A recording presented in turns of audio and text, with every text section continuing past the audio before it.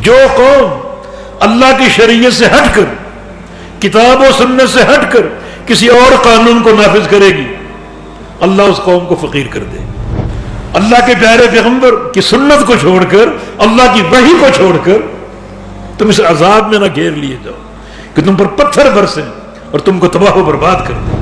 یہ منع جاری ہے، کتاب و سنت کو قبول کرنا، اپنے اوپر نافذ کرنا اور اپنی سرزمین پر اس کی تنفیذ کی کوشش کرنا۔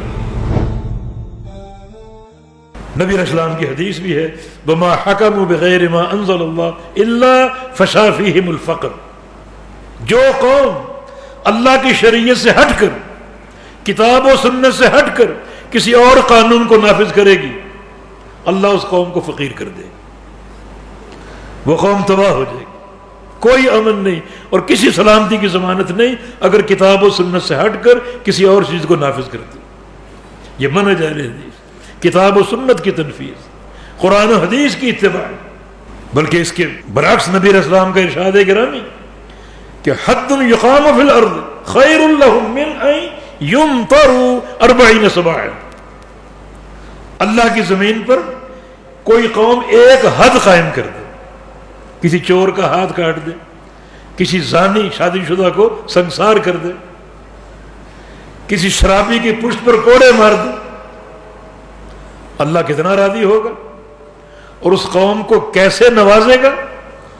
فرمایا کہ زمین پر 40 دن رحمت کی بارش ہو، رحمت کی بارش، تو زمین اس کے نتیجے میں کیا کیا خزانے اگلے گی، اللہ اس قوم کو اس سے بڑھ کر عطا فرمائے۔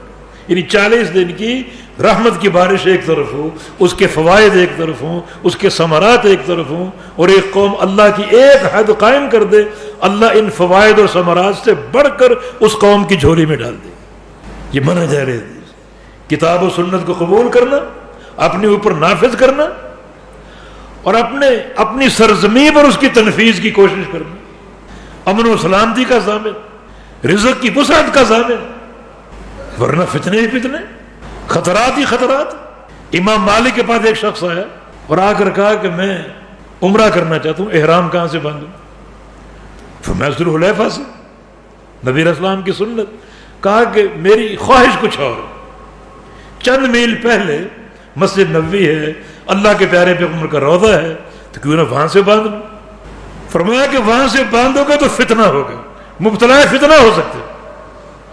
عرض کیا کہ انما ہی امیال، کچھ میل کا تو فرق ہے، 6-7 میل کا، اس سے کیا فرق پڑتا ہے؟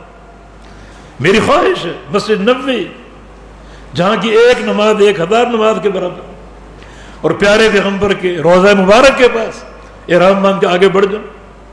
فرمایا کہ ایسا کرو گے تو اللہ کا یہ فرمان تم پر لاگو ہو سکتا ہے، فَلْيَحْذَرِ الَّذِينَ يُخَالِفُونَ عَنْ أَمْرِهِ أَن تُصِيبَهُمْ فِتْنَةٌ أَوْ يُصِيبَهُمْ عَذَابٌ أَلِيمٌ۔ کہ دنیا میں فتنہ، امراض، نقصانات، بد امنی، خوف و ہراس میں گھر جاؤ، اور قیامت کا دردناک عذاب بھی۔ عبداللہ بن عباس رضی اللہ عنہما، لوگوں ڈر جاؤ اللہ سے، اقول قال رسول اللہ، میں کہہ رہا ہوں اللہ کے رسول نے یہ فرمایا، اور تم کہتے ہو قال فلان، فلان نے یہ کہا، فلان نے یہ کہا، ابو بکر صدیق نے یہ فرمایا، عمر بن خطاب نے یہ فرمایا۔ ڈر جاؤ کس چیز سے؟ کہ تم پر آسمان سے پتھر نہ برسے، تم کو بلیا میٹ کر دیں، تباہ و برباد کر دیں۔ آمنتم من فی السماء ان یرسل علیکم حاصبا، تم ڈرتے کیوں نہیں؟ اللہ کے پیارے پیغمبر کی سنت کو چھوڑ کر، اللہ کی وحی کو چھوڑ کر تم اس عذاب میں نہ گھیر لیے جاؤ کہ تم پر پتھر برسیں اور تم کو تباہ و برباد کر دیں۔ تو پیارے پیغمبر کی سنت، آپ کی دعوت، اللہ تعالیٰ کی وحی، یہ ضامن ہے سلامتی کی اور قیام امن کی۔